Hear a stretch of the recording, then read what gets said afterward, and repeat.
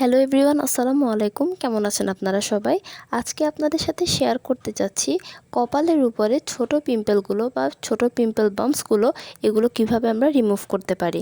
মূল আলোচনা যাওয়ার আগে আপনাদেরকে বলে রাখি, আমি আপনাদেরকে যে টিপসগুলো দিচ্ছি এগুলো কিন্তু সবই আমি পার্সোনালি ইউজ করে বা ফলো করে খুব ভালো ফলাফল পেয়েছি দেখেই কিন্তু আপনাদের সাথে তা আমি শেয়ার করছি। তো চলুন তাহলে মূল আলোচনায় চলে যাওয়া যাক।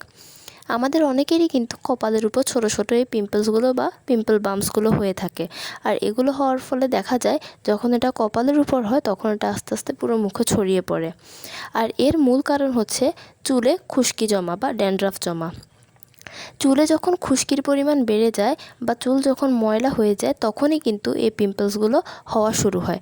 বিশেষ করে এগুলো কপালে বেশি হয়, তারপর আস্তে আস্তে মুখে ছড়িয়ে পড়ে। আর এই সমস্যাটা সমাধান করার জন্য আপনারা চেষ্টা করবেন সপ্তাহে 2 থেকে 3 বার চুলে শ্যাম্পু করতে। 2 থেকে 3 বার চুলে শ্যাম্পু করলে নিজেরাই লক্ষ্য করবেন যে চুলে ময়লাগুলোও থাকছে না, খুশকিও থাকবে না। আর এর ফলে এই ছোটো ছোটো পিম্পলগুলো উঠাও কমে যাবে। আর সব সময় চেষ্টা করবেন সপ্তাহে একবার করে হলেও চুলে কন্ডিশনার ইউজ করার, কারণ কন্ডিশনার ইউজ করলে চুলটা আরও ভালোভাবে ক্লিন হয় আর এই ড্যান্ড্রাফগুলো কিন্তু আসাটা অনেকটাই কমে যায়। তাই সপ্তাহে 2 থেকে 3 বার চুলে শ্যাম্পু করবেন এবং কন্ডিশনার সপ্তাহে একবার করে ব্যবহার করবেন। তাহলে আপনারা নিজেরাই দেখবেন যে এই পিম্পলস হওয়াটা কিন্তু অনেকটাই কমে যাবে আর এগুলো উঠাও বন্ধ হয়ে যাবে। তো কেমন লাগলো আমার ভিডিওটি? যদি ভালো লেগে থাকে তাহলে অবশ্যই লাইক এবং কমেন্ট করবেন এবং আমার চ্যানেলটিকে সাবস্ক্রাইব করবেন।